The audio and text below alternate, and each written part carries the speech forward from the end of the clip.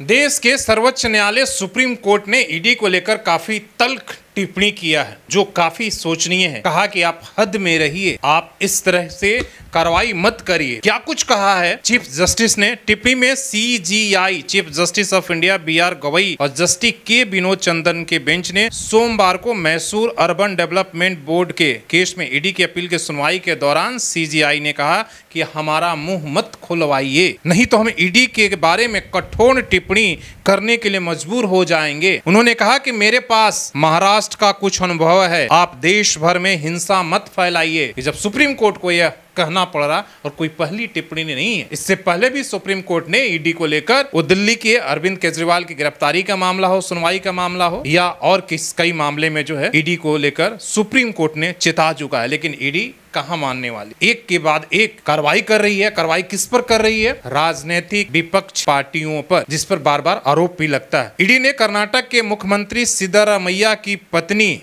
BM Parvati को मुद्दा case में समन भेजना था। कर्नाटक हाई कोर्ट ने मार्च में समन रद्द कर दिया था। ईडी ने इसे सुप्रीम कोर्ट में चुनौती दी थी। सुप्रीम कोर्ट ने आखिर में ईडी की अपील को खारिज कर दिया। सुप्रीम कोर्ट ने एक साल में ईडी को 5 बार फटकार लगाई है। 21 जुलाई को ईडी ने सीनियर वकीलों को कानूनी सलाह देने पर नोटिस भेजने पर कोर्ट ने खुद संज्ञान लिया था और कहा था कि इस बात से हैरान हूं कि ईडी ने सीनियर वकील अरविंद दात्रा, प्रताप वेणुगोपाल को समन भेजा जबकि उन्होंने सिर्फ कानूनी सलाह दी थी। मुख्य न्यायाधीश बीआर गवई की बेंच ने पूछा, वकीलों और उनके क्लाइंट के बीच बातचीत गोपनीय होती है, ऐसे में वकीलों को समन कैसे भेजा जा सकता है? 22 मई को तमिलनाडु शराब दुकान लाइसेंस मामले में तमिलनाडु स्टेट मार्केटिंग कॉर्पोरेशन की याचिका पर प्रवर्तन निदेशालय ने सारी हदें पार कर दी। जब राज्य सरकार की एजेंसी इस मामले में कार्रवाई कर रही है तो ईडी हस्तक्षेप करने की जरूरत क्या थी? कोर्ट ने पूछा। 5 मई को छत्तीसगढ़ शराब घोटाले मामले में अरविंद सिंह के जमानत याचिका पर टिप्पणी की सुनवाई के दौरान अभी पता है कि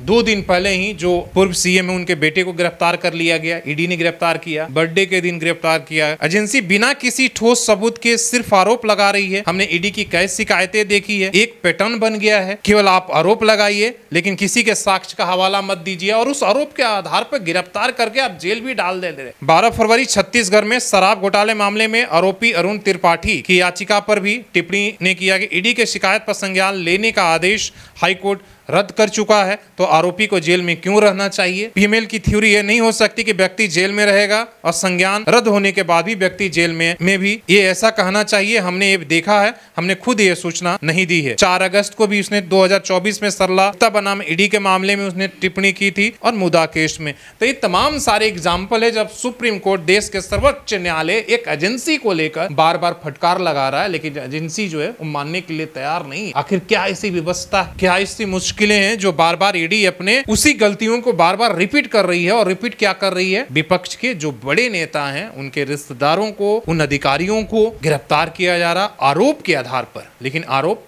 जब सिद्ध करने की बात आ रही है उसके समय उनके पास साक्ष्य नहीं है। आपको पता है कि झारखंड के मुख्यमंत्री भी 6 महीने जेल में रहे थे। तो सब कुछ सामने है लेकिन क्या कुछ देख रहे हैं इस पैटर्न को, सब समझ रहे हैं, सब जान रहे हैं, लेकिन क्या ऐसी व्यवस्था है कि इसके बाद भी जो सुप्रीम कोर्ट को अगर बार बार ये कहना पड़ रहा है और इसके बाद भी कार्यशैली में कोई भी बदलाव नहीं है? ईडी के कार्रवाई से पूरा विपक्ष परेशान है। दरअसल चीजें बदल रही हैं, सिस्टम बदल रहा है, व्यवस्थाएं बदल रही हैं। उस बदले हुए अवस्था में 3 चीजें सामने आई हैं जिसमें यह माना गया कि वे बिल्कुल सरकार के साथ हैं। वैसे सरकारी की तत्व हैं, इकाई है, लेकिन वो सरकार के डायरेक्ट कहने पे वो काम करती हैं, ऐसा माना गया। और वो 3 चीजें हैं, ईडी, सीबीआई और चुनाव आयोग। ये बिल्कुल स्पष्ट है और स्पष्ट सामने रूप में आया है कि वे बिल्कुल कहने पे, अगर सुप्रीम कोर्ट के मुख्य न्यायाधीश ने ऐसा कहा है कि आप अपनी हदों में रहिए, मुंह मत खुलवाइए, इसका मतलब बहुत व्यापक है, का फलक बहुत बड़ा है और ऐसा वो कह रहे हैं तो आप समझिए कि बिल्कुल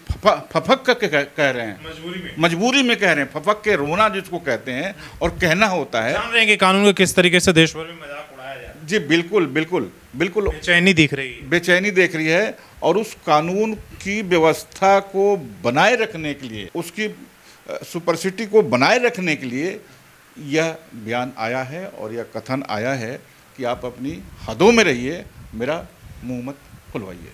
क्या संवैधानिक जो संस्थाएं और ढांचा हमारे यहाँ है सबका भाई कहा जाता है कि भाई ऑटोनोमस तरीके से एजेंसियां काम करेंगी, वो चुनाव आयोग की बात हो, ईडी की बात हो, सीबीआई, तमाम जितनी एजेंसियां हैं, क्या सबका राजनीतिकरण हो गया है? क्या इनके साख पर बाट एक तरह से बट्टा लग गया है? लोगों का विश्वास खत्म हो रहा है? अब लोगों ने समझ लिया कि भाई जिसकी सरकार रही वो इसका बेजा इस्तेमाल करके अपने प्रतिद्वंदियों को परास्त करने का इस्तेमाल सिर्फ हथियार बनने पर है। जी, यह तो सिद्ध हुआ है जो आप कह रहे हैं, बार बार सिद्ध हो रहा है। बिल्कुल बार बार सिद्ध हो रहा है। और ऐसे में सुप्रीम कोर्ट का ऐसा कहना है तो आप इसको अनदेखा नहीं कर सकते हैं, को आपको नजरअंदाज नहीं कर सकते हैं और आपको इसको नोटिस लेनी पड़ेगी।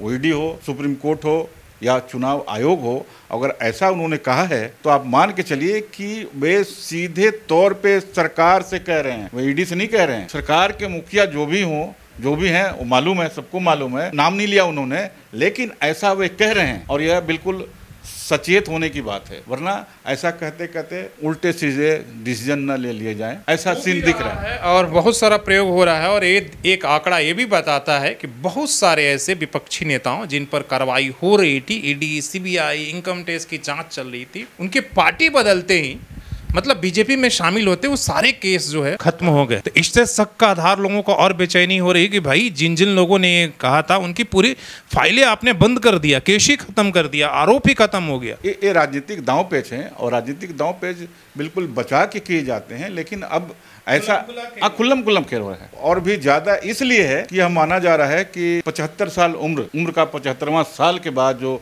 संन्यास लेने की बात जो चल रही है, जो छेड़ा गया है नागपुर कार्यालय से, और जो बेचैनी है पूरे सत्ता में और सत्ता के बाहर भी और सत्ता के अंदर भी, अब समय बहुत कम है। इस तरह के मामले बहुत आएंगे। ईडी पे कहा सुप्रीम कोर्ट ने, कल कुछ और भी चीजें निकल के आएंगी।